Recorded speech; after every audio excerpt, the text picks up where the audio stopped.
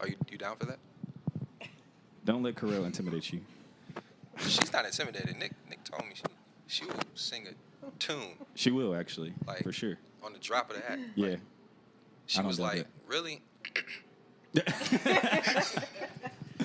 Cool. Yeah, we're like recording now. So my name's Dave. Dave has wings, and yeah, this is the first time Analogue Luxury has existed in real life, so to speak. It's been an idea in my head for a very long time, and as you can see, I've like made merchandise and made art and all these different types of things, and yeah, we're kind of at a point now where I'm trying to push it out as much as possible. So this is another first step, and I appreciate you guys being a part of this process. This is my second time going into trying to do a podcast. And I made like 6 or 7 episodes of like an older podcast that was tied to like another project. And they were amazing, by the way. Thank you. Amazing. He's only heard one episode, so we see how Kerrel likes to gas people up. But that I know of. Did you go back to SoundCloud and listen to like the rest of it? I listened to the one with you and Matt. And that was all I needed. I'm like, Dave got this. See, he only heard one. But it was one I needed to hear to understand it. Dope. Yeah. Appreciate it. But yeah, so this is here and doing things, and I really feel that there's kind of a space for creative people who own businesses to kind of talk about art and design and talk about what it's like to run a business, and in this context, talk about what it's like to be a family-owned business, a black-owned business, on the younger side of the age spectrum, et cetera. And it's crazy how everything kind of comes full circle, because the name Here and Doing Things kind of came from a conversation with Kerrel, just kind of being here in the shop and kicking it. He was like, yeah, so what's the status of the brand, bro? Like, what's going on? I was like, I don't know. It's here, and it's doing things. And he was just like, bro, that's like really, really good. And I was like, okay, I guess I might use that for something. And it wrapped around to be a podcast. So, yeah, so there's a little bit of a breakdown. We're in our nature. So in our nature is for those who didn't read the flyer, it's a flower shop as well as a natural dye studio. So Kerrel is a natural dyer. He works with plant-based dyes and textiles. So the T-shirts that you see on your left side are from their line, their first project, and then everything else floral is from the hands and minds of Nkemdi here. And I'm sure there's some collaboration on both ends as well. I guess we'll talk about that as well. But yeah, so I guess we'll just let you guys introduce yourselves formally, so I don't have to, I'll stop rambling and talking. And what more do you want us to say? No, I mean, I don't know, Go ahead, babe. This is my wife. Her name is Nkemdi Thompson. I call her Nick. Like everybody sees, like in text message, I refer to her as NK because I feel like that's the most simplified way of, addressing her. Dave says Nick but it's really Nkem. It is. Wow, I've been wrong this entire time. Bro, I had to put it in there. Bro. But it's good. You haven't been wrong. You just. But it's good though. We good. I've been wrong this entire time, bro. Nobody said anything. I didn't know that. Really? I honestly didn't know that. I could have sworn I was right this whole time. That's crazy. That's okay. It's okay. It's not an easy one, but now you know. I feel terrible, man. This is not how I wanted to. Anyway, continue. Is there anything that I missed? Is there anything that you guys would rather be known about the space or how you guys operate or anything like that? Well, yeah. We're not from Charlotte. We literally just moved here right at the 2-year mark in December of last year. So we opened up last August. So it's been, 6 months now since we've been open to the public. And, this idea sort of, it transformed itself into what it is now. I feel like we had loose beginnings, meaning like we were established business, but to the mass and even down to the name, like where we're living now as a business, it was something that developed as we sort of got, familiar and acclimated to the environment that like we felt in Charlotte, and we sort of responded with something that we felt was necessary, to reveal to the public, and that's how we, developed ourselves in this space and in some way, developed a name in our nature. But is there a deeper meaning to the name? It is. there's like, so there's two ways of understanding it. One way is, we're all from nature, right? So if you look at respect to just us as human beings, coming from the soil, coming from the dirt, right? I don't care if you look at it from like evolution, or if you look at it from more of like a biblical reference. The human species derived like from the earth, so we derived from nature. So for us, in our nature is a consciousness, right? And it's a consciousness with respect and attention to the nature in which we came from, that we then should live in and be in some way directed like by its presence. And that's how we sort of developed it as a way to communicate the reverence in which we were created from. Word. Would you add anything to that? I don't think I could top that. It's not about topping it. It's about supplementing and adding in. Yeah. No. Nothing? That's good. Good? Cool. I'm going to try and squeeze. See, my problem is, or what I'm thinking about, or what I was thinking about as I was preparing for this, and when I say preparing, I literally mean just like going through things in my head. There's nothing written down. This is literally a conversation. I was like, me and Kerrel do this all the time. So I want to make sure that I intentionally have space for Nkem to put in her, her 2 cents and her feedback. I will. Okay. All right. It was kind of like what I was telling Dave the other day. I was like, because I know Daly, and I think a lot of you may have met Daly as well, but, he would come by the shop a few times when we opened, and one of the times he popped in, Nick was here, and he just asked, how Daly does, like, so tell me about, in our nature, tell me about, what the business is about. But I don't want you to tell me. I want Nick to tell me. I've heard enough from you. I want you not from you, but from her. This time. Shh.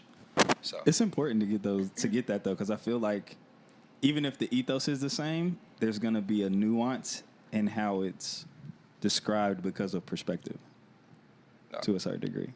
For sure, and I mean, like, I think that's what the dynamic of what we create sort of does. Like, it broadens like perspective.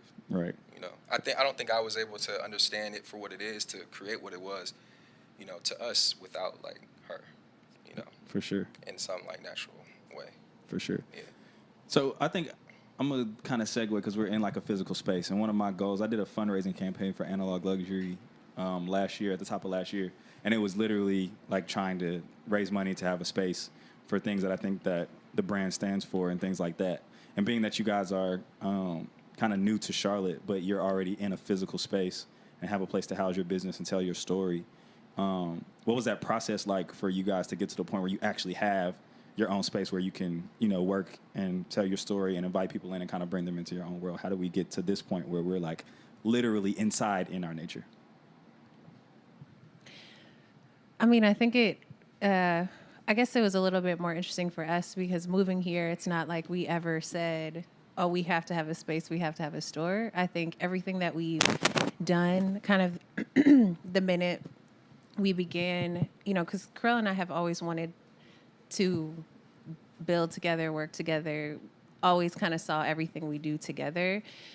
So just the more we poured into that, I think just organically, obviously, the energy behind that created everything that then followed with our space. So I don't know if that is probably the best example, but I think just it kind of fell upon us at the time that we were supposed to do 100%. all of this. Yeah. So. Because it's part of what even like amazed me in and of itself, like when we first kind of came in contact, was just the fact that like, I don't know, there's a big thing in the city right now in terms of like space. A lot of it has to do with where people live, right? Like there's this whole affordable housing thing, et cetera, et cetera. I don't even really want to get into that. But just for me, it struck me of like, to kind of date the episode, it's MLK Day 2019, and we're in Myers Park, and we have two black business owners in Myers Park. And not only for it to be a black business in Myers Park, but for it to also be a natural dye studio and flower shop, for me was just like, not mind-boggling, but just like eye-opening and exciting. You know what I mean? And then to come in and experience it on the opening day, and for the aesthetics to be what they were, it was just an amazing experience in and of itself. So like, what would you say has kind of led to the aesthetic that you guys have and like the feel that you guys have for the brand and the space and those things? I think it's a combination of who Kerrel and I are. I think there's a real contemporariness to who Kerrel is. I've always sort of felt that from him since we met. And I think with me, there's sort of a really a pull to being natural. So in a way, I think it's just, I think it's a combination of that as well. And then also just as creatives thinking about putting new things out into the world, it's like something that I think in a selfish way we all want to do. But I think if you're going to do it, you have to be mindful of who it's affecting, how it's affecting people. Is this good? Is this, and not good in terms of taste, but good in terms of like for the good, and Kerrel has always sort of desired to create a platform that really speaks to, or a platform that allows sharing good news. So it's like, well, how can we do that? What is it going to look like? And we've just began to develop that as we've went. Yeah, I agree. I mean, this was really just a way that we recontextualize messaging. Like for me, I think I learned, I don't want to say at an early age, but I just remember being in like Bible study with a very diverse demographic in age, and they would say, like, young boy, like, I'm just amazed that like you're maybe like 24, and that you get all this now. You know what I'm saying? And I think in that time period of my life, like I realized that whatever I was passionate in, it had to align in some way with like what I believed in. You know what I'm saying? But I didn't really know if that made sense like in the world, because like I was working for like a corporation, and like there's nothing that I really believed in that corporation. Like, because for one, like, I don't know, I just thought overdraft fees were always like like I thought like overdraft fees were like very violent. You know what I'm saying? They are. They're extremely violent. And I worked in banking for almost like 3 years. So I was like, this is whack. So if there was any way that I could make a change with the little freedom that I had, it would be like, bro, I'm gonna reverse your overdraft fee. I'm not gonna even ask my director. You know what I'm saying? So like, and I'm just saying that to say like, I knew that there was like something, Did you get fired for like reversing overdraft fees? Is that no? is that, But definitely, was that the antithesis for like? I did get fired, but it wasn't for that.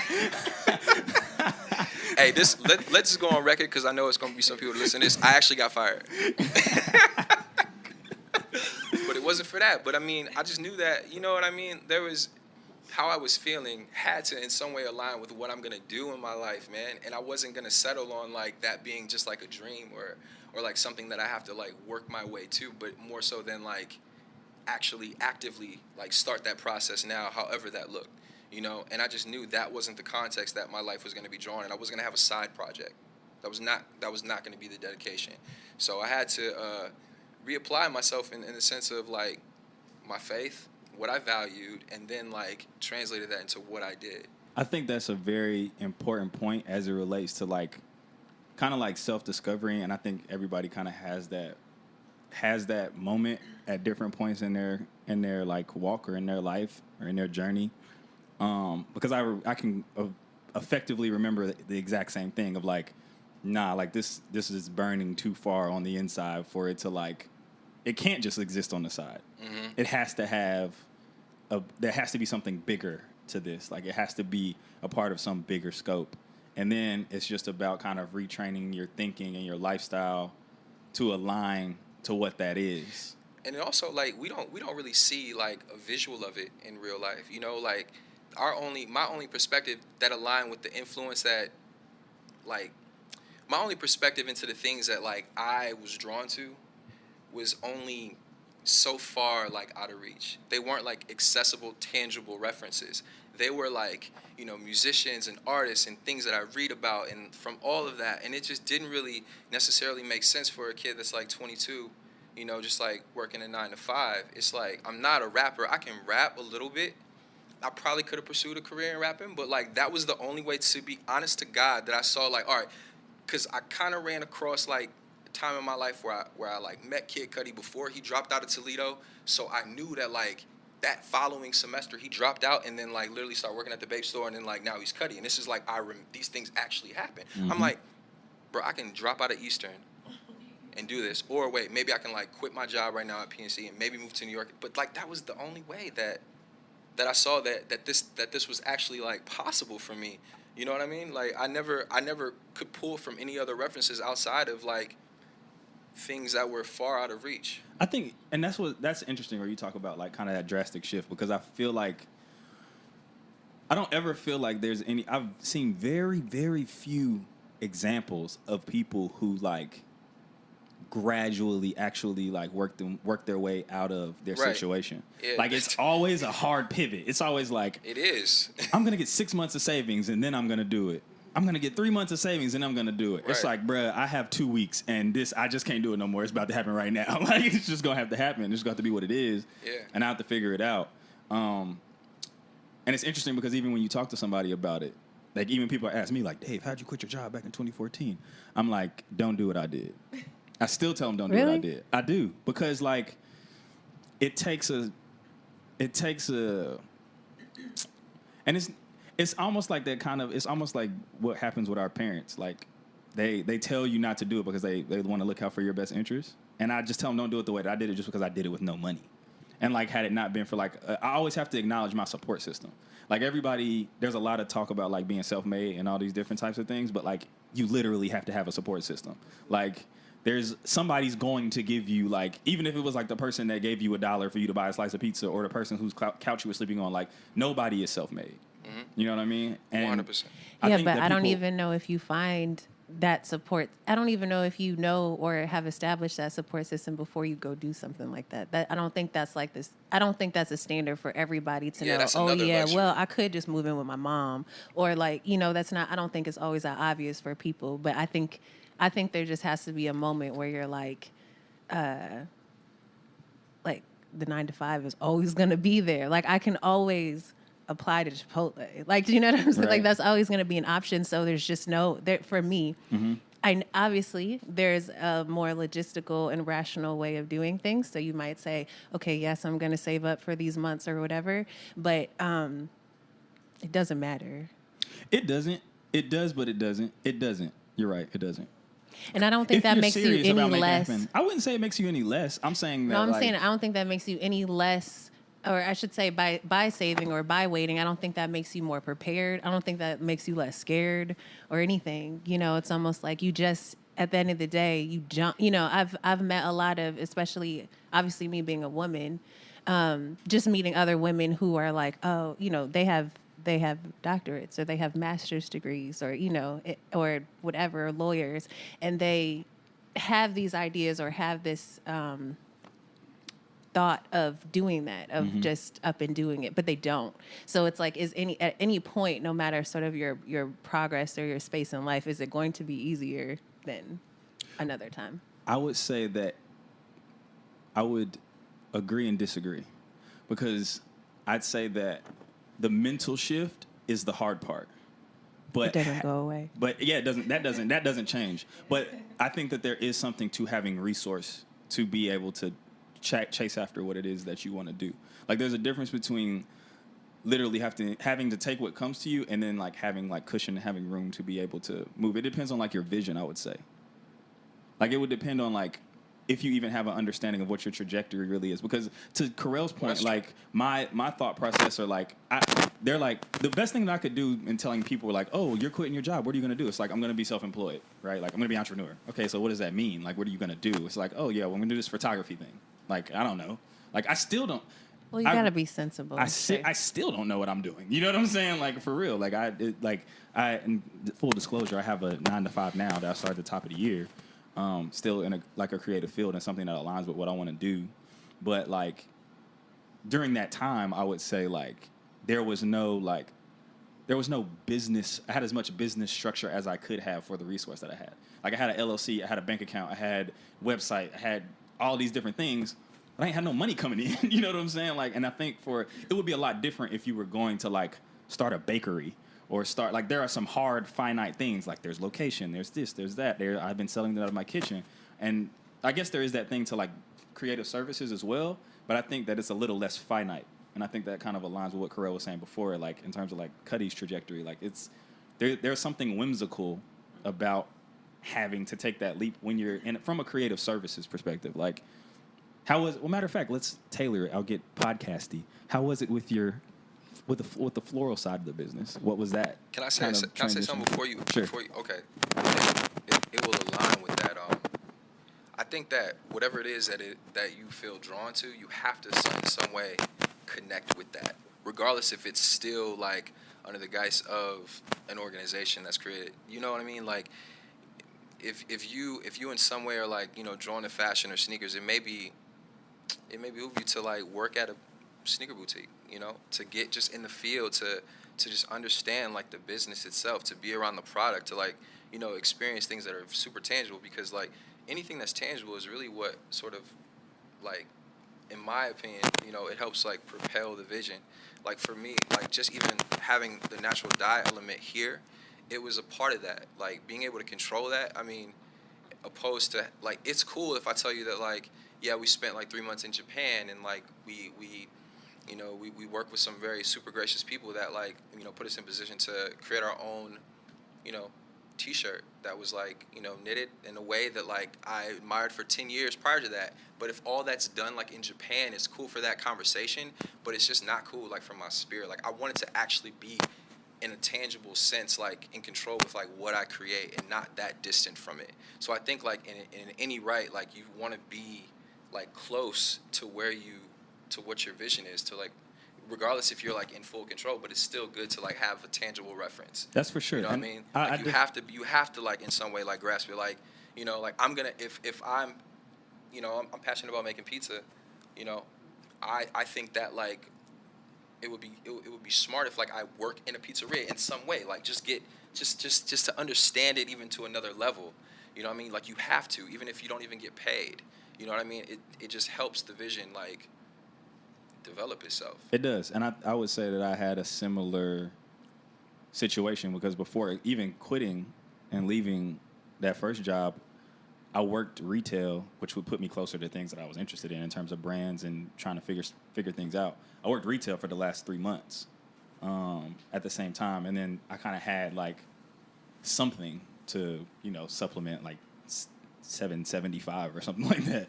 But like, to your point, like that is very, very important. It's like if you are going to jump, I think it is important to have that kind of adjacent type of something that's adjacent to the interest. Yeah. That's like an established piece that kind of helps kind of segue, if not from a financial or like infrastructure perspective, definitely from an experience and like.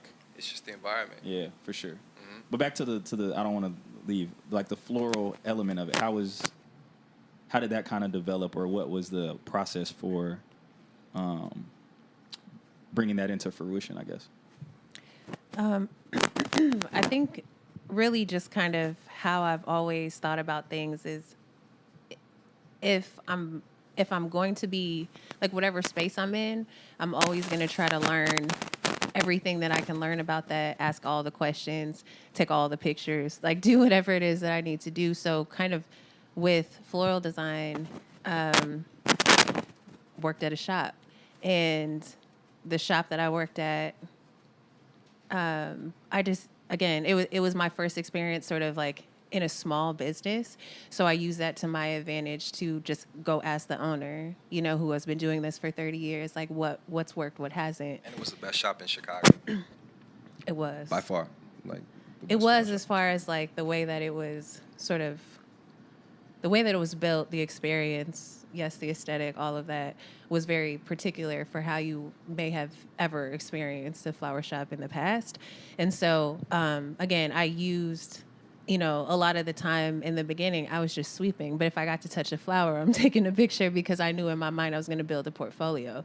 And so I didn't know that I was going to go necessarily, and I obviously didn't know what this would look like. I would have no idea that this is where I was going to be, but I just knew that I'm not going to like waste opportunity, basically. So I just built my portfolio within like under somebody else. Mm-hmm. And then I just started to kind of step out and say that, oh yeah, maybe, I could do this for you, or, just meet people kind of along the way. And honestly, probably didn't take it that seriously for a long time when until I I could was have. like, we can do this.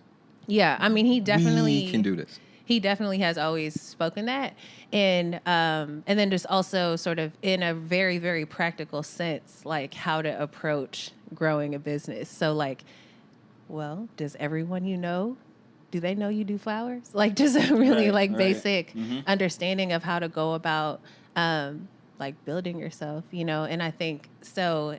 Again, just when you were talking about mental space, that's a very like dear topic for me because that is like everything, So I think that, again, the moment I took myself more seriously, I saw progression in success in my business. And then also, and so that kind of happens in stages. So you take yourself seriously, but what does that mean? Like making a website, you know what I mean? And then eventually that's like just owning who you are and, saying like, so for me now, going from maybe initially saying like, oh, I do flowers to saying, well, I'm an artist because I use nature as a medium. That's a very different shift, and also one that's not sort of paved either. So, so for me, it's still humbling in a sense because I'm still exploring, well, what does that identity mean and how can I do that in Charlotte, North Carolina? So I don't know if that answered your question, but. No, it was good. There's a few points in there, and I think I want to hone in on the part about kind of like you said, taking yourself seriously, and what does that mean? For some people, it's a website. For some people, it's a logo. For some people, it's a price point.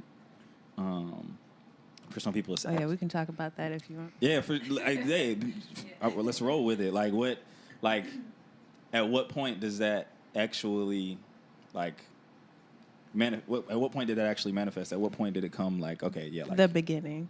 The beginning. Like I don't, yeah, for me, as far as there's so much for me to grow in my, like, like in the business, but I have never not ask for what I know that I should get. Right. And I'm not saying that's easy. It's extremely difficult to this day because, sort of in the idea of growing your business, you're like, you don't want nobody to say no. Like, you don't want people to be like, well, sorry, and it's like, or to think like, oh, if I could have just charged less, maybe they would have said yes. You know what I'm saying? But then where's my sanity in that, know, and just really being like, especially now, I'm not 21. So maybe if I was younger or something, I would be able to compromise that because maybe I would have other support. Maybe it would look different for me. But I think, we're a family. We have a family. So it's like I would never compromise what I know I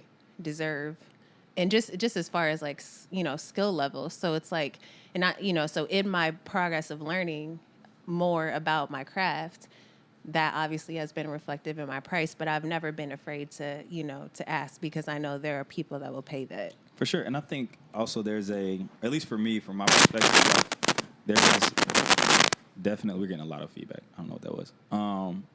But yeah, there definitely was, I always had that same feeling, even if the price wasn't what it is now, right? Like, even when I was charging people like $80 for graduation headshots, I'm like, yo, this is definitely like where I should be at. And then like a few years later, it was like, okay, it's $200 for an hour. So this for an hour. To like, now I don't touch my camera unless you're like, we're talking about at least $500. Like there has to be like a bill or a couple of bills that can be paid by me finishing this one project, right? So I think that there's room in that, even in knowing that there's a growth in that as well. Like, whatever you feel comfortable with. And then there's also too, like, I don't know why people feel like, why creatives have such a hard time, so to speak, or there's this kind of like overarching thing where creatives kind of feel like there's a weird thing of charging what you're worth or what you feel they're worth. Or do you think it's a matter of not having a metric? Because I always fall back on that. Like, that's always the easy thing for me. It's like, yo, metric plus, creative things have a little bit of an emotional side to them as well. Well, I think there is a metric though. So there is like some sort of formula that you can look at the market and establish what you are. If you don't know, say, oh, I'm in weddings. So if I didn't know how much people charge, I'm going to act like I'm getting married and go email somebody and get some pricing, or I'm going to research websites, or I'm going to do whatever to find out what that market is, right? But I think you you also have to know where you sit in that market. So it's like, I think it's sort of, I would never want to disrespect the market by like undercutting what that market is worth. But also, you know, there's every creative field, there's so many different sort of areas that make that up. So I think pricing is reflective of that. And I think just to speak on why creatives are scared to ask for, you know, what it's hard because it's not that it's like you're selling yourself. So it's like you obviously deal with like your mental, your personal thoughts about, well, am I worth this? You know what I'm saying? And that's just, I think that's extremely human. And then expect to then have somebody else see your worth.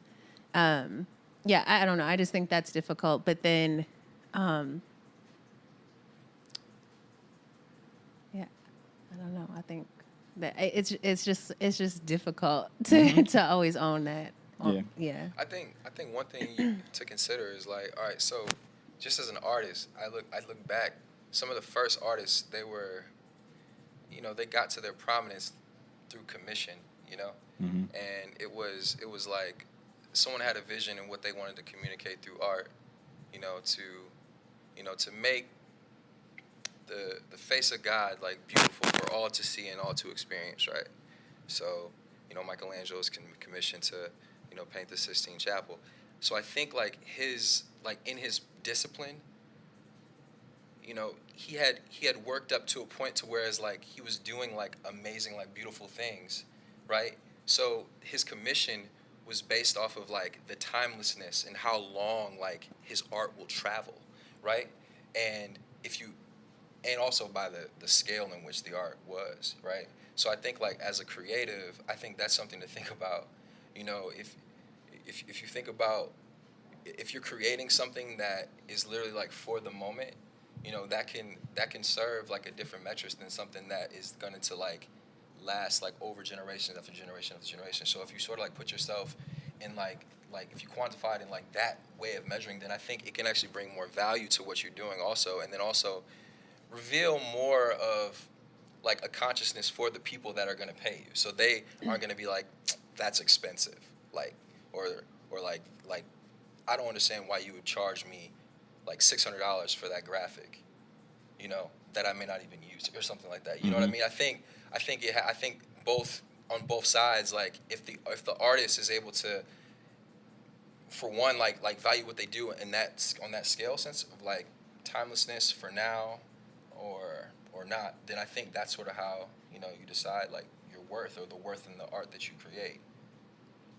Well, we can double down on that, kind of like with your side of the business, considering like you work in a position where you have retail for your own business, and then you also have like kind of like wholesale as well in terms of what's the word? It's escaping me. Where you're working with other folks, you're like doing private label to a certain degree, or you're like collaborating on things on the back end, right? Like, so is there a difference in approach as it relates to those two things, or is it kind of like the same metric as it relates to like, okay, we're doing this for ourselves, so we're just gonna like, you know, we'll just run the numbers, or like, you know, I'm working with, you know, the homie and we're gonna do this, so like, what does that look like? I mean, I guess it's project by project, you know, so most of the time, I mean, there is a practical approach to it. Like, you're not gonna like cut yourself short in any way in the sense of like what it takes to produce whatever it is that you're creating. But there's also like a soulfulness to the thought of like, you know, pricing as well, you know, or how I would then value like each project. I think so for me, like that's sort of like what drives price, because like at the end of the day, like, you know, I kind of would like to do things that like are honestly free, right? You know, I would love to like create things that people can just experience and have and like build off of, that's free. But like the practicalness in the sense of where we are now in our system as a business, like that hasn't developed yet. So for me now, the way that like I do things is like strictly broken down on like what it actually costs me to, from my time and from the materials that I use to actually like produce whatever it is that I'm doing. Like it's not like there's no like arbitrary pricing. It really makes sense. You know what I'm saying? I'm not gonna do something and then just like value it like that's a $180 t-shirt. That sounds good. $180 t-shirt. No, like, you know, the price that we got for like our tees came from literally like going down and like crossing off every line of like what it costs to produce this, you know? And then also just like from the soulfulness of like how I felt, like how I want people to experience it. I feel like there is, you know, there's something that like, I don't know, led to where we sit at and like feel comfortable with it. You know what I mean? I think that, you know, I think a lot of times like in the market, like price and value is sort of decided.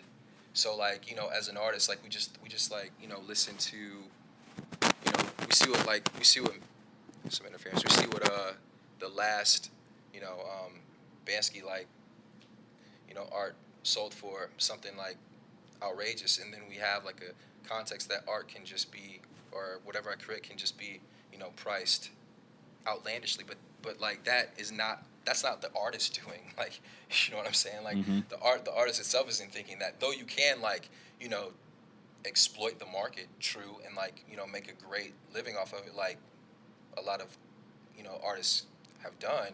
But at the same time, I feel like there has to be like some like soulful connection to whatever you're creating, and the like the practical approach of like, you know, what it takes to produce it before, you know, you come up with how you want people to interact with it.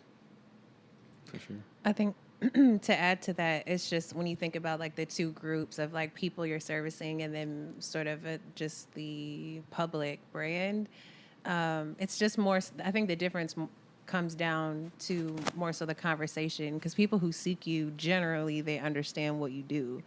I think the conversation more so from a public perspective is sharing more information, sharing why this is important, and sort of, I mean, teaching sounds like there's like a education defense. Yeah, so I want to be deficiency in careful in saying understanding. I want to be careful in saying that, but I think or I guess a better word would be like just exposure.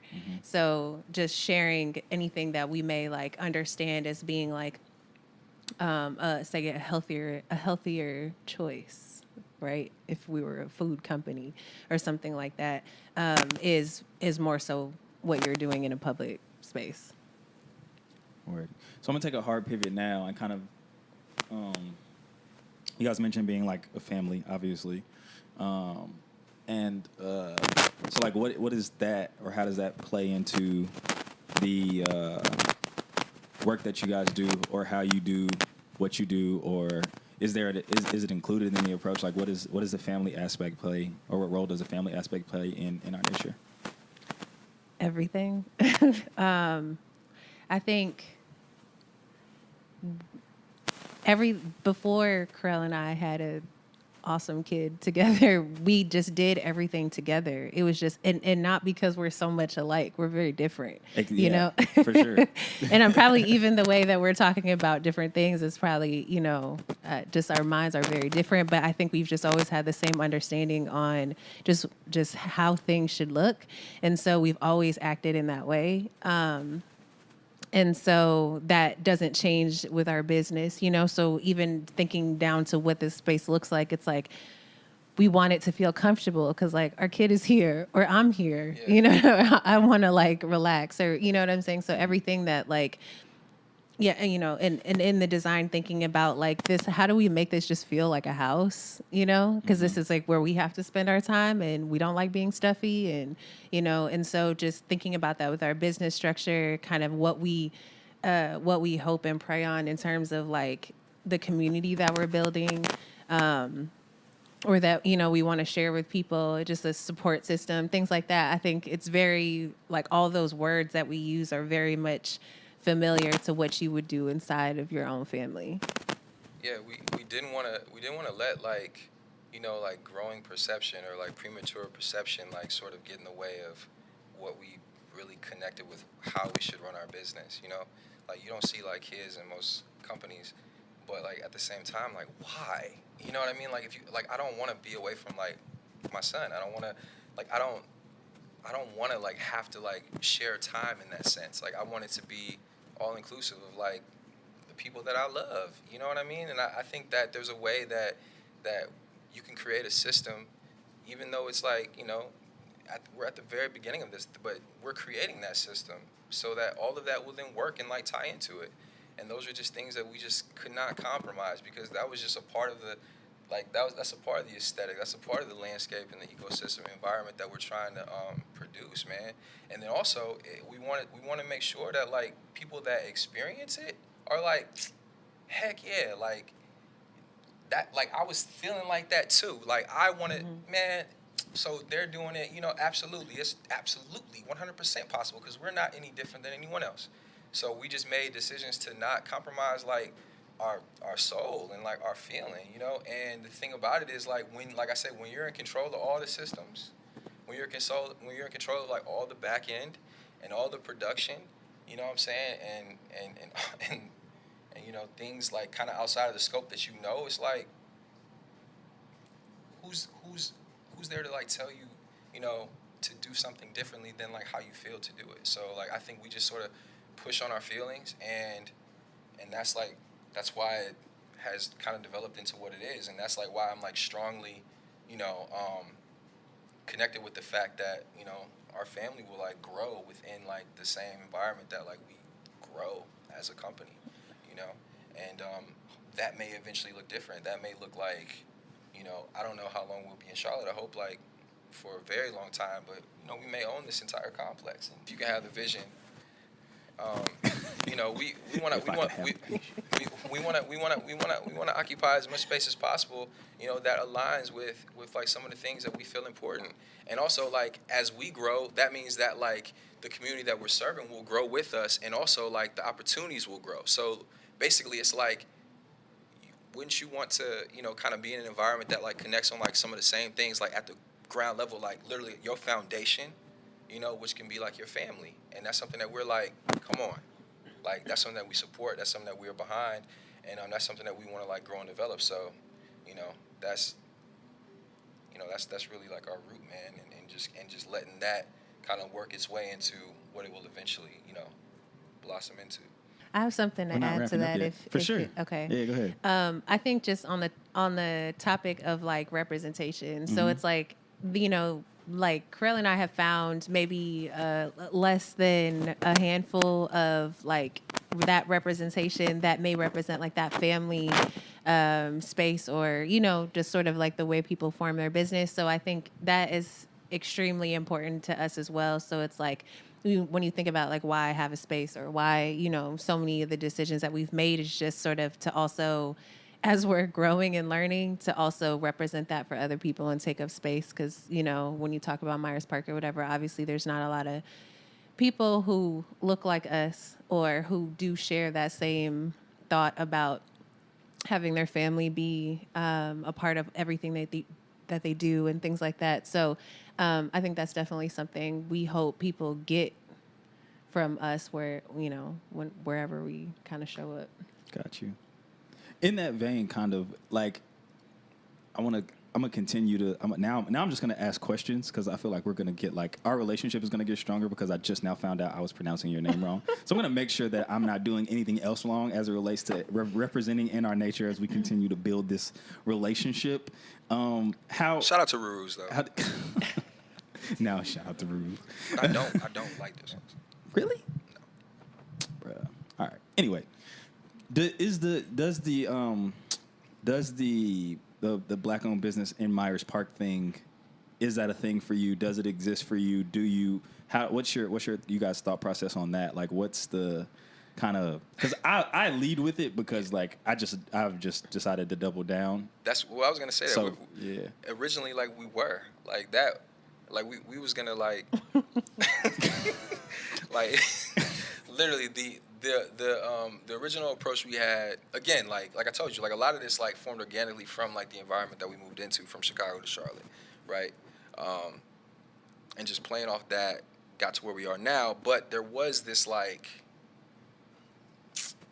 this like urgence that like kind of was like working through me to really just, you know, be very defiant, you know, and just really take equity in the fact that like we are what we are in the space that we are, and it's like a complete anomaly to the current present environment demographic of this neighborhood, you know. So yeah, like even down to the name, like, you know, we originally like we were gonna call ourselves Coup, like literally as just a way of you know taking over and doing things like in the good format in which we saw them, you know, that and occupied space. You know, it was gonna be like a very like reduced version of that same thing, like within that same energy. Mm-hmm. You know, was it like black? It was, and then we had like I think black box, like black space. It was like black space or black house, something like that. Yeah. Straight up, Yeah. like that was where we were going. But the crazy part is that wouldn't be far off, considering like, and you pointed this out to me. I didn't even realize it until you said it. We're in a like, black box. Yeah, like literally the fact that you guys were like riding down the road and you were like, hold on, that piece of infrastructure doesn't fit, or that piece of structure is like different from the rest of the area. But that's kind of why you don't have to do that with the name. Like Right. it's kind of just Exactly. like it's not. Yeah. I mean, this is all windows. You know what I'm saying? You can see us up here. You know, obviously the people that we interact with are a mix of much diversity versus what is over here. So it's just sort of like being that. I think it's just obviously you see that. So I think there's definitely been curiosity from the neighborhood, but then also I know that I've had personal thoughts or like walls that I thought we would have to break down also, and not to say that we don't. That could still exist, but I know there's definitely been people in this space that totally understand it and are well traveled and 80 years old and like totally, you know, have come in here and understood who we are. So that kind of allowed me to understand it's not really like a black and white thing, for example. It's just more so, again, exposure and like, Perception, for sure. yeah, and perception is just sort of openness. So I think, you know, kind of coming from Chicago, obviously it's a more, in a sense, diverse city, but the logistics of it doesn't quite represent that. So even just, I think I have a different perspective than other people who live here or move here or from here or whatever, because coming from like the North, but in such a segregated city, it's not all that bad. It's really not. I got you. So, like, a matter of fact, we'll segue right into this, and I don't want to spend a lot of time here, just because of the framework of the podcast isn't really about this. But how has your time been in Charlotte? Like, what has Charlotte been like for you guys? What are your thoughts on Charlotte and your experiences here thus far? I really like it for two main reasons. One, like stuff is just so much easier. Like I hate to say that's like the easy way out. Like you go start a family and move somewhere like easy, but it is. And it's like, I mean, it is like in the sense like, okay, in Chicago, like going to the grocery store, it's like, where am I going to park? Like it's like not what you want to be doing as you get older, you know? Public transportation isn't like all that like fun, you know, anymore. So it's like, I think it's easier, but then also the easiness is more so from a mental perspective. So I've always felt like being here is kind of like there's nothing holding you back but yourself. So it's a very freeing experience to be in a space where you just don't have anything else to deal with but yourself, you know? And I think just overcoming that and just kind of sort of in response to the traditionalness is like there's so many people moving here that are so different. And I think like you really could just be who you are and have a space, and you don't have to like, I feel like being in larger cities, you think like, well, am I kind of like this group? Am I like that Right. group? You know what I'm saying? You kind of still conform, even if it's like a weird group. You're still like conforming to be a part of that. And I don't think those notions exist here because we don't even have like a history of like architecture really in Charlotte, just like practically on a practical level. So that history doesn't. Like In on the a same way, you'll be historical like, oh man, like the buildings are not that cool. You know what I'm saying? It's also sort of like the optimistic side of that. I think is just being able to like create your own stuff. level. And then, like, that's is the soil is definitely loose here, and that feels amazing. But I think just how we decided to move to Charlotte, it just challenged our comfort. Even though it became like comfortable for us, it challenged everything that we had sort of like placed ourselves in the mindset of before then.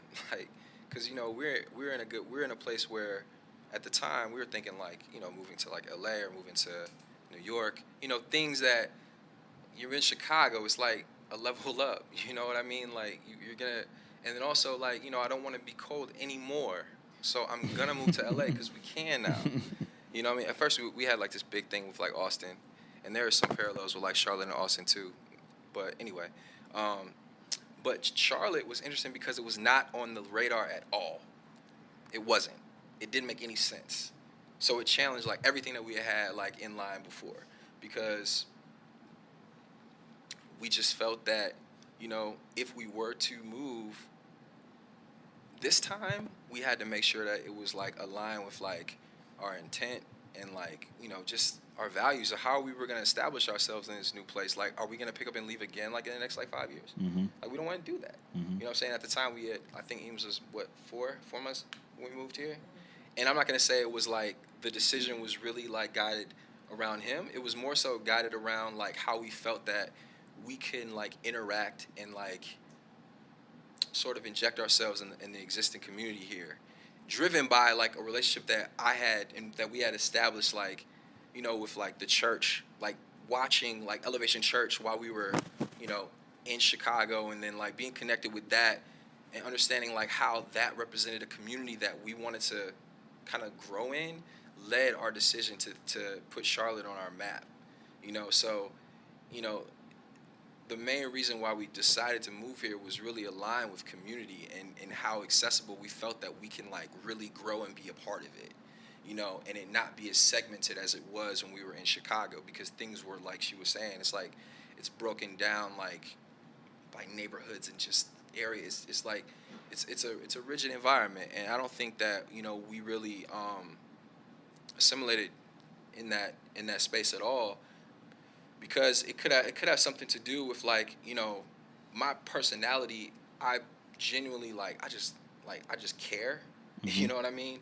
Like I care. I care a whole lot, man. And then moving here, I just felt like just a sense like I did feel like that soulfulness, and it could have been connected with like that church community that I was like influenced by.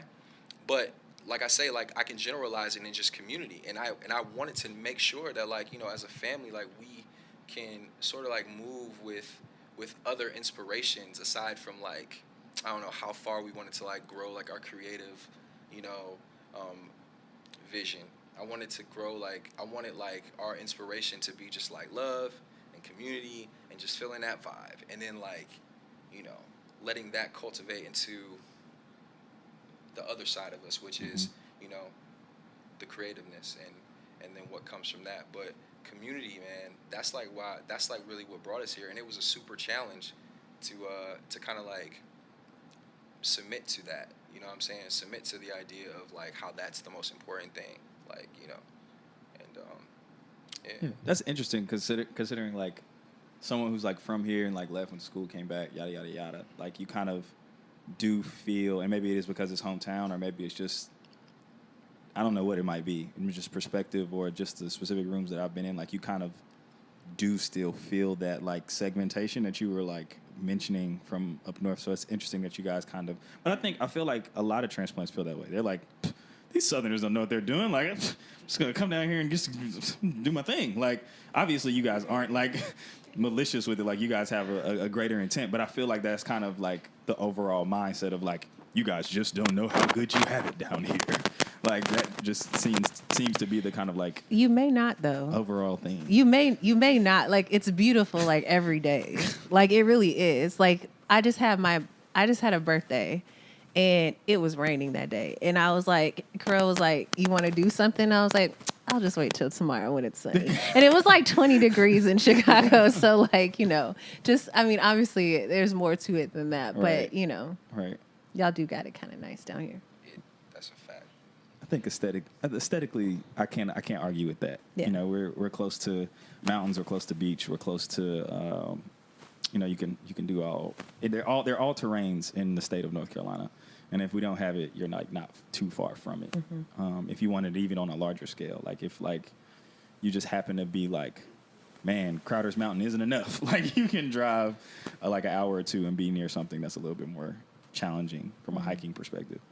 But last thing I want to touch on, and then we'll do you want to do audience questions? You guys want to do that? Yeah, if you guys have questions. Okay, cool. So the last thing I want to touch on is Japan, because I just got back from Japan. You guys said you lived in Japan for 3 months. I was there for 3 days at the end of last year.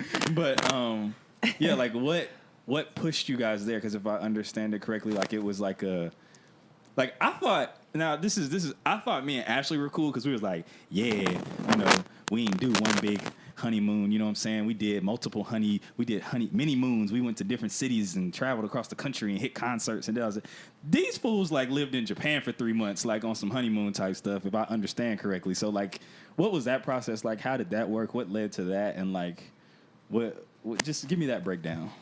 Well, I mean, like I say, like the Japan experience was like, Killing all the birds with one stone. yeah, that's, I mean, in short, that's what it was. But it was kind of like a 10-year in the making thing. Like, we only chose Japan because, like, I had really, like, geeked out about a certain textile that was only available in Japan. And, like, literally, like, back in, like, 2008, man, I just remember, like, Nike worked with this company, and, like, I'm just putting in my notebook, like, if I'm going to do anything, this is how I'm going to make my stuff with them.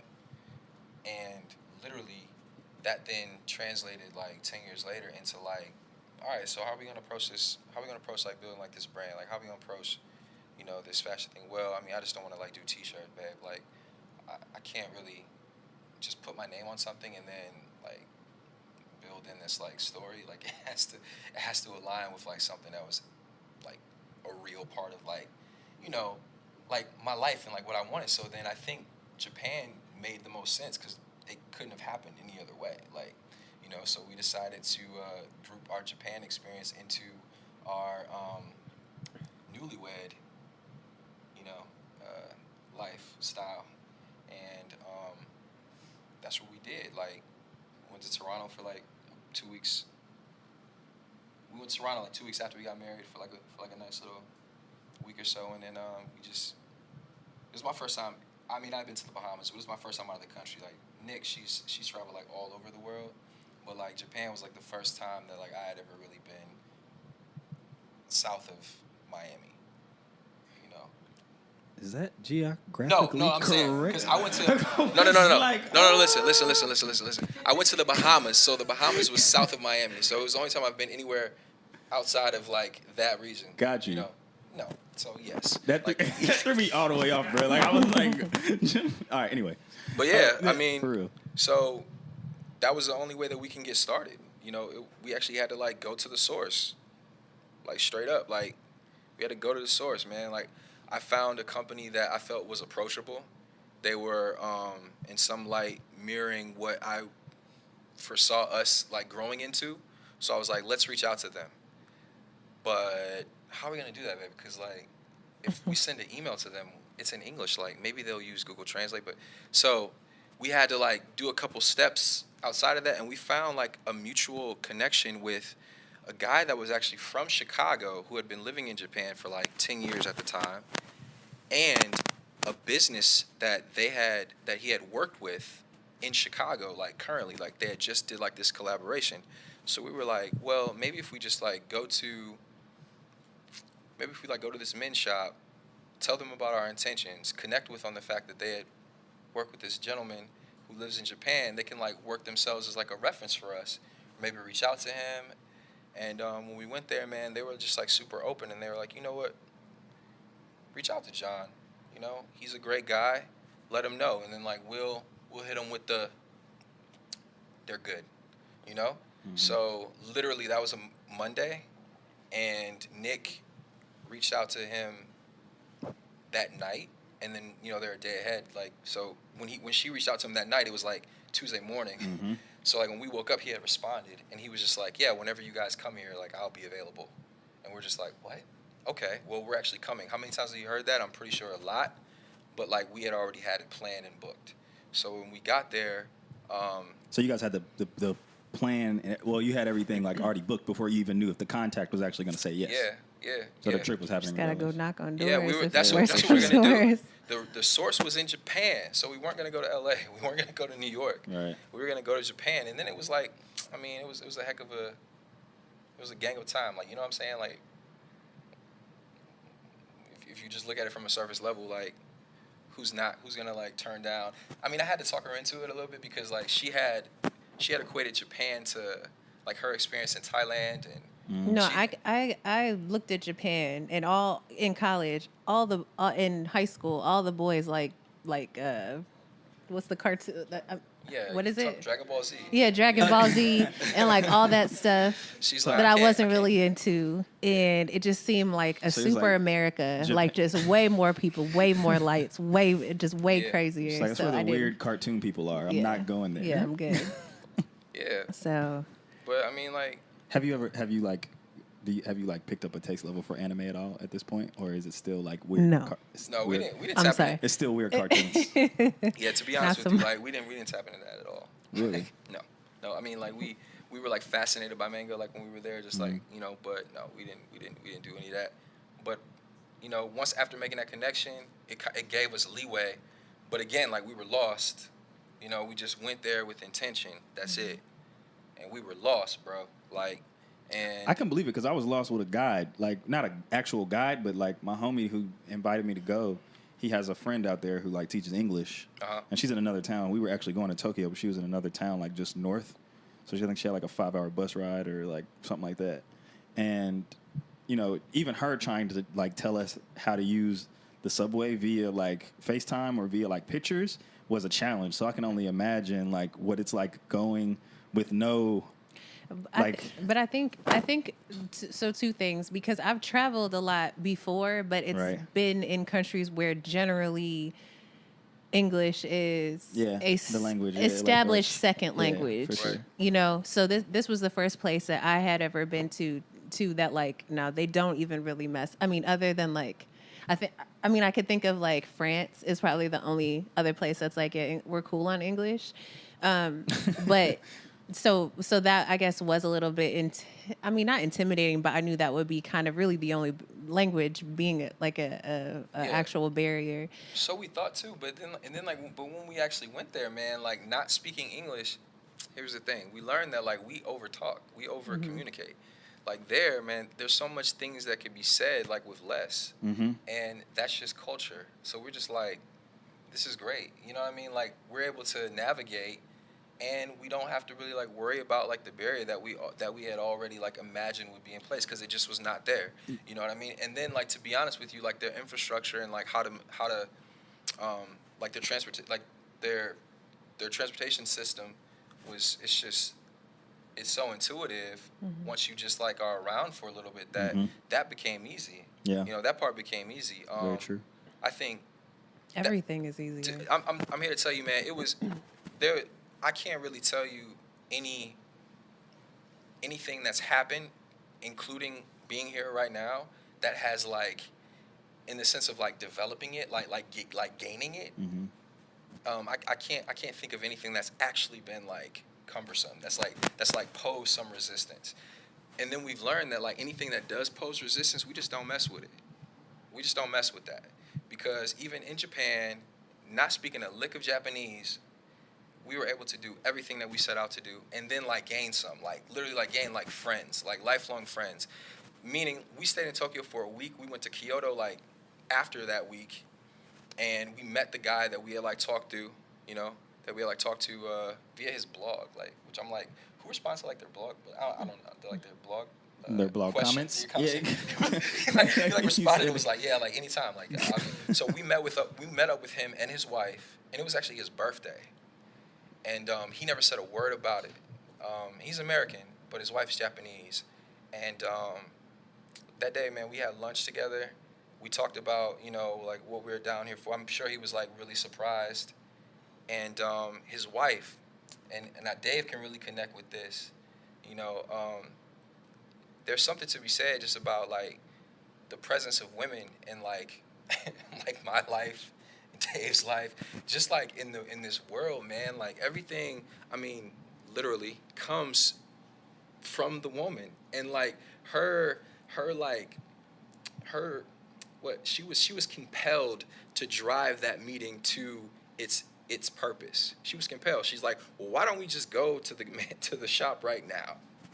And we're just like, what? We thought we would have had to, meet up with them again, like maybe a few times throughout the week, But no, she's like, first day meeting them. All right, let's go to the shop. Where's the shop? Oh, it's a 15-minute walk. Okay. Walked up in this man's shop. This Japanese man's like dye practice. That's what he does. He's a natural dyer. But he happened to be using the textile that like I just had wanted to use like my whole life, almost half of my life. So that was my play. It was to really like achieve the textile, but then the natural dye element, like the context and how he was like using natural dye like on this like beautiful textile, man, it blew me away. And that day we were introduced to him, and John, he spoke to him. He said a few words. He I don't even think Massa had like I don't think he had like knowledge of us coming there before. Like John didn't like put in his ear like, hey, I got some American friends like coming by. It was just really like that moment.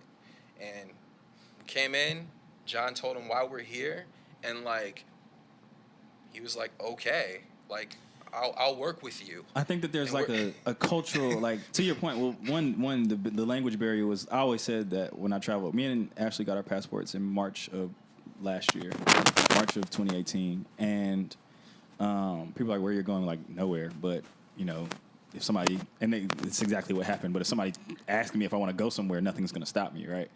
And that was my main thing. I was like, when I leave the country, I want to go somewhere where, like, the language barrier isn't that much of a thing.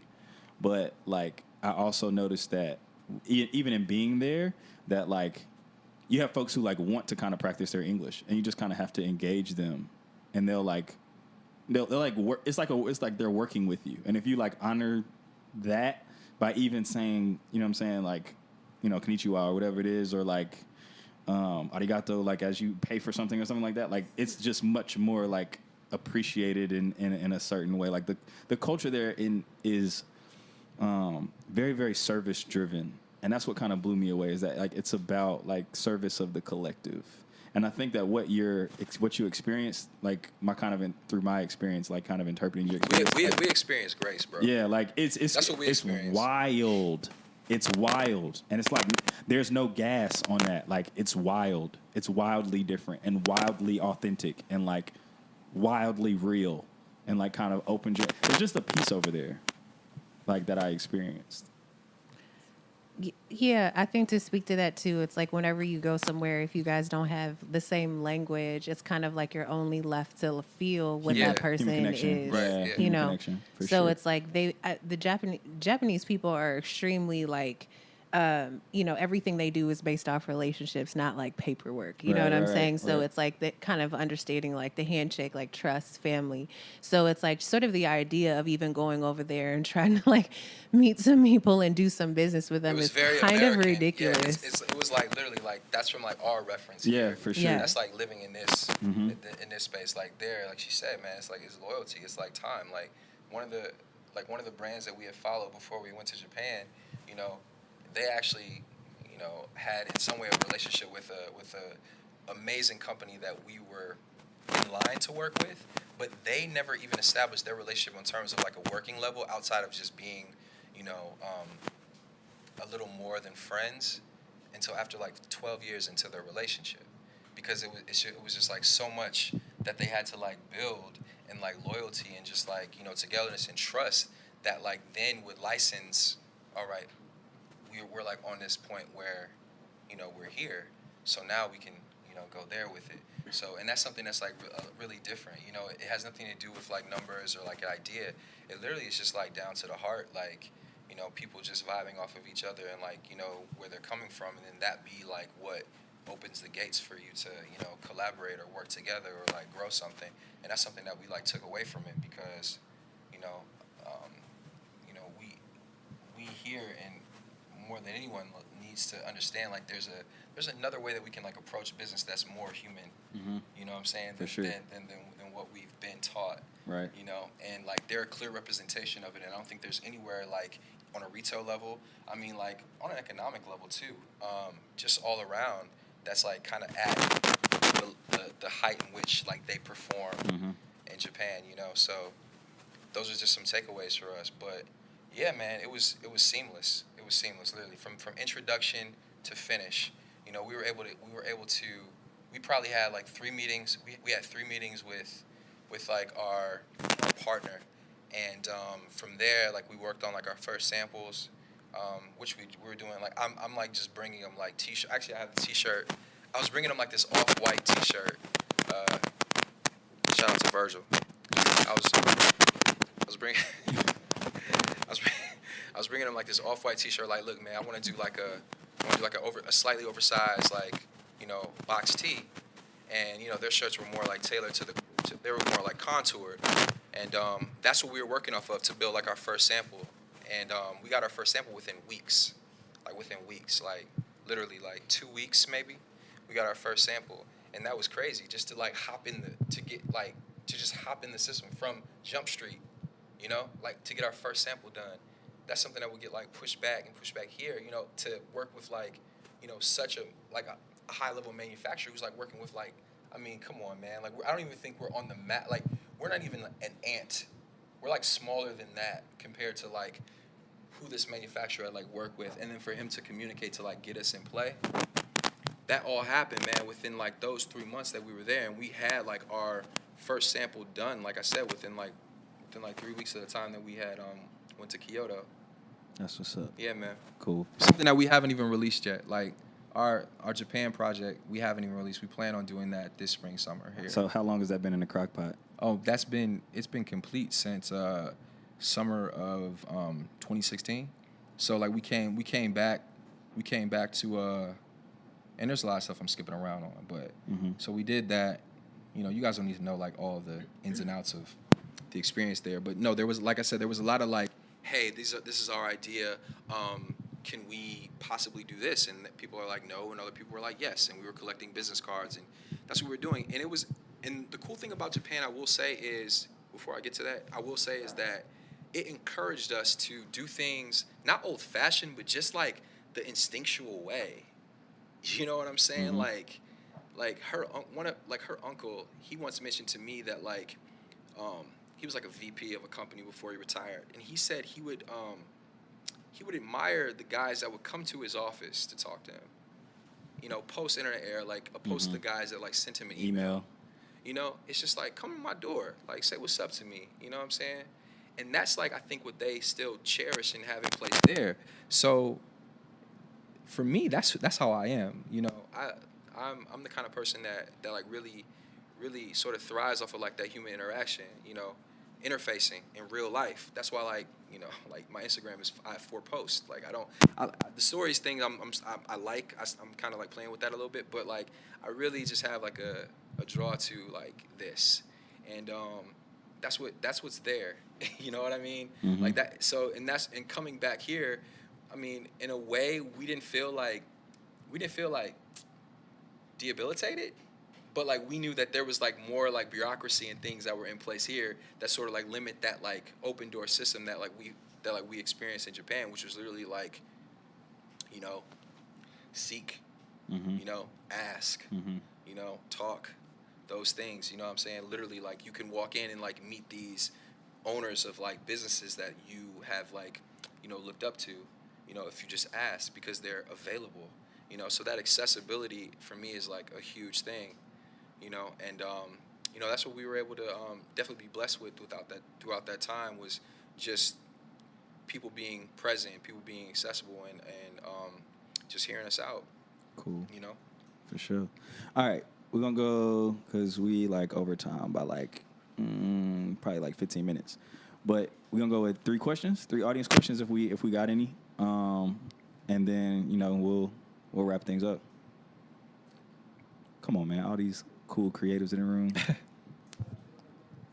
Of course, no. You already touched on this because I came in late, true myself, but you talk a little bit about creating an ecosystem and, you know, buying out rooms and taking over the block. But is your goal, business trajectory-wise, to kind of be a big fish in a little pond and focus on local loyalty and support, or are you looking to make kind of like a local footprint and have clients everywhere? Yeah, I mean, I would say that, you know, it's definitely localized. I think Dave knows I have a theory about business. I don't think business should grow outside of 1,000 square feet. Personally, there's too many things that like I see in the world like outside of our country that have sustained over hundreds of years in terms of practice. Right? There's a bakery in Italy, and there's a bakery in like Morocco that has been around for like over 100 years, baking some of the same bread. You know, producing like some of the same high quality, you know, grains, grinding with like, you know, stone mills. This is the way it was originally done. So for me, like kind of having that and seeing like how they've been able to sustain, you know, kind of looking outside of the scope. Like for me, it's all about just like feeding like our current environment, you know, and like growing where we are, and possibly like creating like some of the same like coherence where, you know, like up and coming like brands and companies sort of like take heed to that, you know, to I guess that philosophy or like that truth, because I really identify it as a truth. I really identify that like we outgrow ourselves and like we kind of see things. We look too far. We look further than we need to when like there's so much that we can do within like quote unquote limitation first. You know. Yeah, I think more on that is like we want to affect as many people as possible, but I think there's so much like so that will always be true. So whatever context that means, whatever it forms into, it'll be. But I think like one thing Kerrel said a while ago, he was like, you know, just brought it to my attention, like you know, like the dry cleaners in your community has been open forever. You know, like this Chinese food restaurant down the street has been open for like 30 years. And I mean, Ruru's is Literally, cool, but it's been like open for it's 30 years, flame. literally. Like it's like, you know, so I think like just even sort of like crawl before you walk, but just like the big fish in a little pond. I feel like that's sort of like that's a very nearsighted like a approach. wrong. It's like I don't really like Wrong. I don't like the connotation that it draws. You know, it's like in a way like taking advantage, right, and like sort of like exploiting like the environment because it doesn't currently exist. I don't think that's what it is. It's more like seeding. It's more like feeding the environment. It's just more like, you know, utilizing the capacity that it represents, and just staying within that and like loving that, you know. Any more? Nothing, guys? Come on. Okay, right there in the back. So for me, I'm not do butter anymore. That's not about 2 next month. But oftentimes I think about intention and like I love the fact like I was sitting this morning and I see like, you know, the books and you know, a space available for children when they can visit this space. And I oftentimes think about the legacy that I need for my son and the skills that I want him to have and the mentality that I want him to have. So, I mean, could you speak more about like how you see this space playing into like his growth mentality? Yeah, I think that part of the way I think about it is just sort of in reflection to how I'm seeing him react to the things that we have going on. And it's like, so then that helps me then be more intentional moving forward, each sort of stage that you're in. And so I think just knowing that it has to be right to make him a part of everything. You know, like back when he used to fly for free, you know, he would like come when we would have weddings in Chicago, he would just come, you know what I mean? He would just be there when I'm doing all this flower stuff or whatever. You know, and part of that is because he had to, because we don't have a bunch of family in Charlotte, so it's sort of like also a reflection of just sort of our like our parameters, you know, just like what we yeah, just what we're working with. But I think just as far as intentionality, that's just like, I don't know, just being, I guess just showing up and just like, just being all of what I can in front of him and, you know, showing him like, I don't know. I just think a lot about exposure because I wasn't exposed to so much, you know, just I feel like as a person of color, as, you know, I don't have a bunch of, family members per se that just showed me, you know, the way. So there are certain things that I gravitated towards that I knew must be right, and tried to learn more about that. So it's just the fact that I can expose him. I don't even know the answer to that, but I know that like he already eats sushi, like do you know, or like he already drinks Bruh, like Eames tea. is so fire, bro. You know, he just does stuff that like I didn't have sushi until I was in college, like just certain things. So I just feel like. Shout out Okay, to I don't know Eames, about bro. that, but Shout out to Eames, bro. so I think just as a mother, knowing that like he literally tells us he's happy. So even though I might have my own insecurities of like, oh man, like am I working too much? Oh, should he be whatever?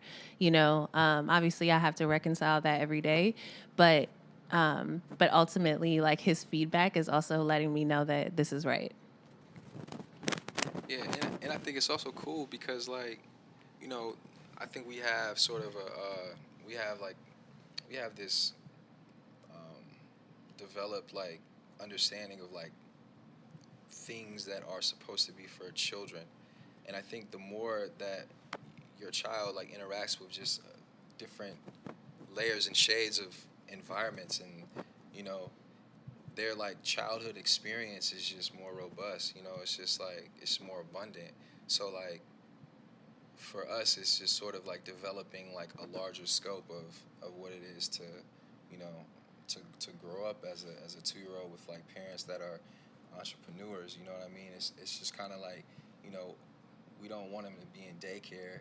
We want him to like just really like be a part of it, so he can like see have a full bodiness, you know, in terms of like how he develops. And I think, you know, typically that will like, you know, prayerfully, we hope that, you know, that formulates and cultivates within him, so that it, you know, grows an adult person with like all of that, because you know we're literally like who we were. I mean, we grow from like our experiences, right? But I think if we're able to tap into like that development and like widen the scope of experience, right?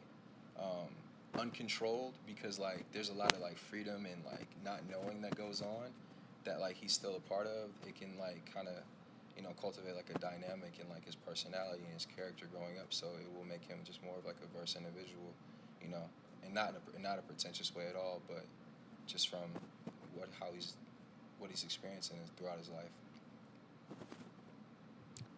Last one. Oh, we can go two more. We can get you two, Charles. Go ahead, Dave. You guys have alluded a lot throughout the conversation to your values. What are your values that have brought you to where you are right now? Well, I mean, just out the gates, like I was saying, like you know, in our nature is just a way to change the context of what I believe in.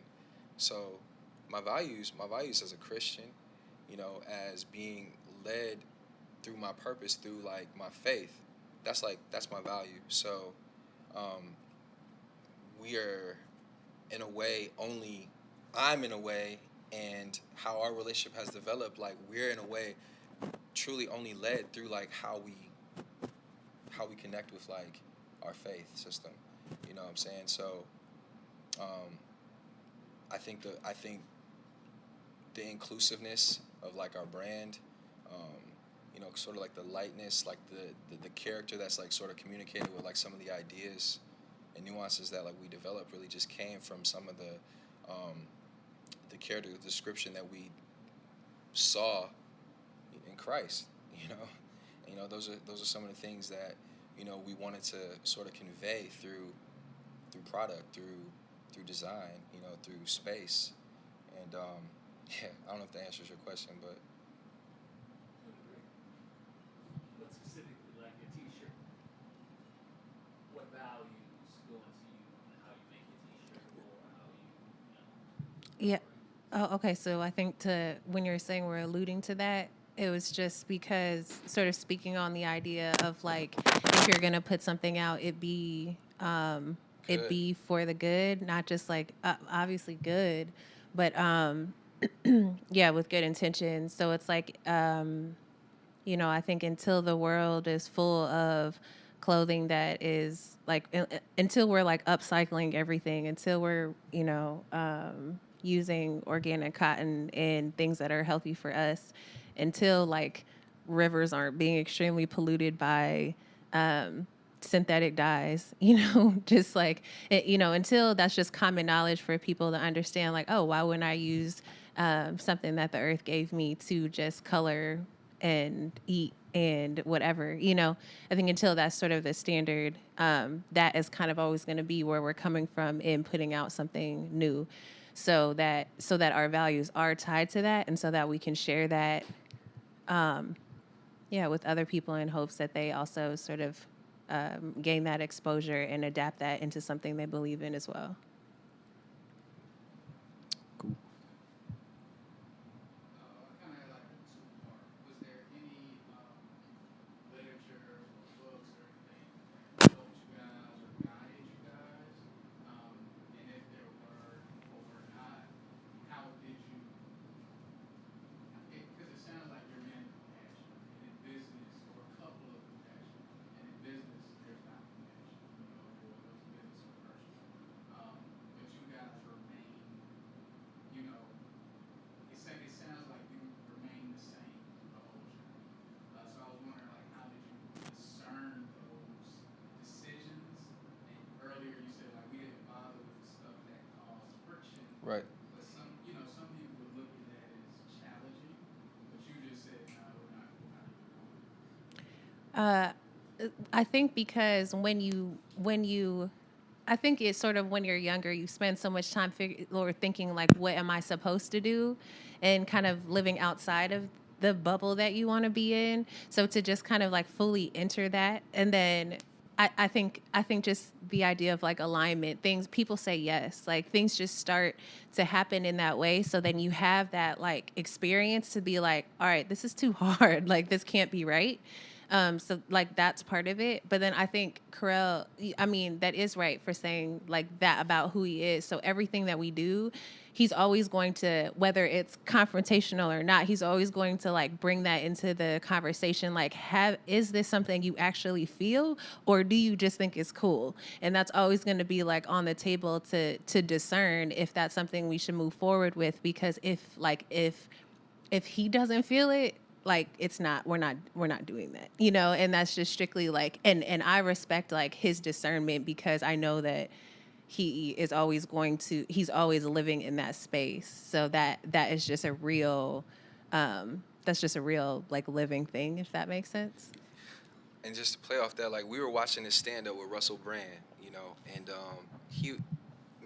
it's incredible. It's on Netflix. Check it out. But I don't remember the name of it. But he did this illustration where he had this photo of the Sistine Chapel, and it was like God, giving life into Adam. And he's like, look at Adam. He's like not activated yet. And then like look at like that thing that like, God and like the angels are like sort of immersed in it. It looks like a brain. No, like really. And then like he put a side by side of like the human brain and like this drawing, and literally like anatomically it looked like the brain. So he then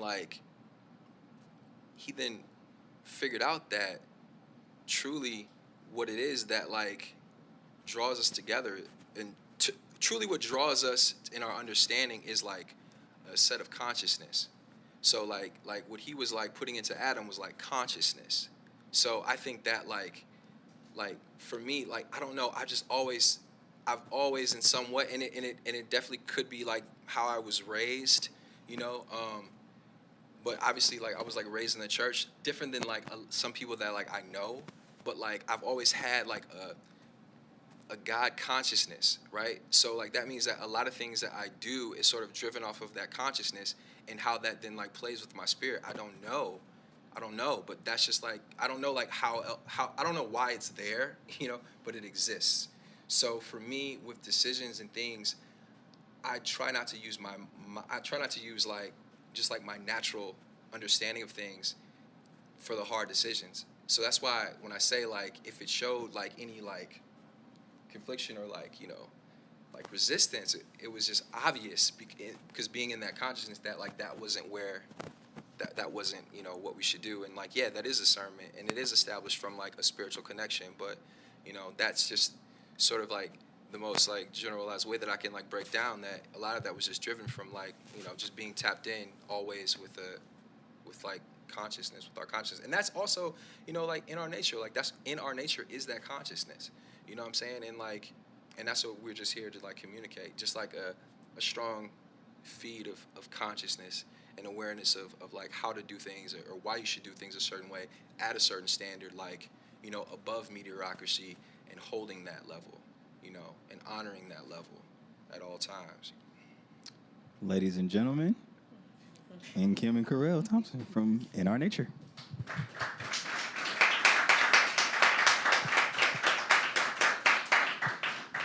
Cool. I think you wanted to Oh yeah, you had a request on how to close. I had an idea. So my idea is for my man Kanan to pray us out, if you guys don't mind. And also, like, I always had an idea. I wanted someone to come here and like just pray over the space, like pray over, future ideas, future projects, like future relationships, just all that. And what better time than to have my brother Kanan do that for us? Yeah. So God, we just thank you for this opportunity to come together as creatives. God, we thank you for the vision of Analogue Luxury, and we thank you for the vision of In Our Nature. And God, right now, we just thank you for this opportunity for you to send Kim and Kerrel into Charlotte to impact this city and our community with ideas of how to bring not only the body of Christ, but just the world in general, just the Charlotte community and North Carolina together, Lord, through different textiles and fabrics of that nature, Lord. And God, we thank you for this space. God, we thank you that you have total control over it. You have your way. This is a part of your will. This is part of your plan. God, we thank you for the plan of Analogue Luxury.